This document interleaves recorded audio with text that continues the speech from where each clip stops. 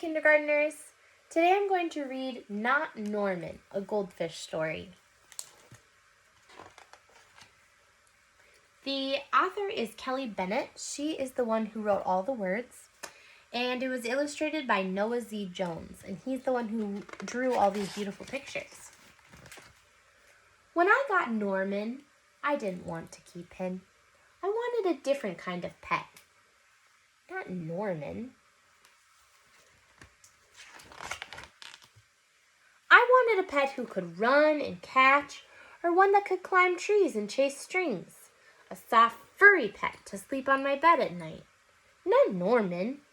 All Norman does is swim around and around, around and around and around and around and around.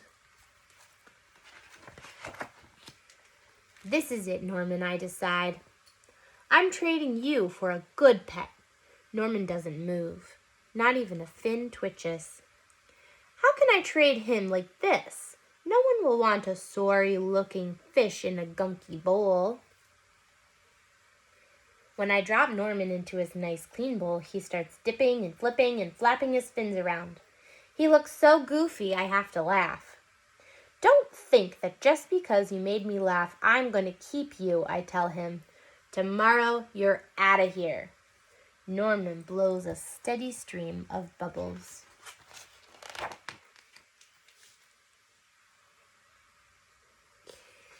The next day, I take Norman to school with me. If I talk him up real good at show and tell, maybe someone else will want him. On the way there, I see my friend Austin. Austin has a really cool dog and 7 puppies. Wanna swap one of your puppies for my Norman, I say? Who's Norman? Asked Austin. He's my goldfish, I say. By the time I rescue Norman, his water is half gone. I'm sorry, I tell Norman when we get to school. I'm really sorry. He just stares at me, all googly-eyed. Finally, it's my turn for show and tell. Just as I start to talk about my goldfish, Emily shouts, "Jenny's gone! Who let my snake loose?"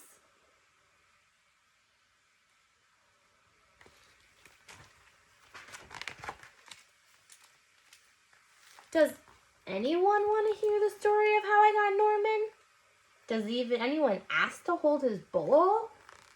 No. They're all just jumping around and screaming and chasing the loose snake. But not Norman. He's just looking at me. Thanks for listening, I tell him. That afternoon, we go to my weekly music lesson. As soon as it's over, I'm taking Norman back to the pet store. I take out my tuba and begin to play. Bum, bum, bum, ba, ba, bum, bum, bum, bum. I glance over at Norman. He is swaying back and forth to the music.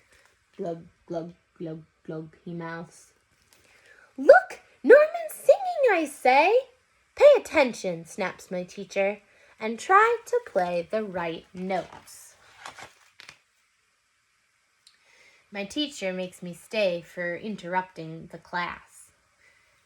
By the time I finally get home, it's way too late to go to the pet store. Don't think that just because you like my music, I tell Norman, that I'm going to keep you. He glugs. That night, I'm sound asleep when I hear screech, screech. What's that sound? Scratch, scratch, screech. Yikes, there's something at my window. Then, out of the corner of my eye, I spot Norman. He isn't scared. He isn't swimming around in circles either. He glugs and gives me a little wave. I'm not alone. Together, Norman and I slide open the curtains. It was just a broken tree branch.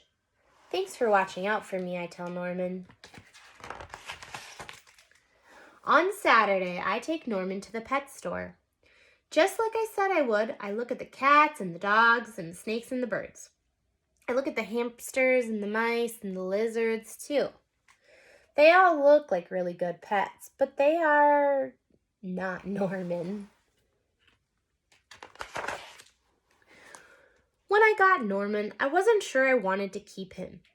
But now, even if I could pick any pet in the whole world, I wouldn't trade him. Not Norman.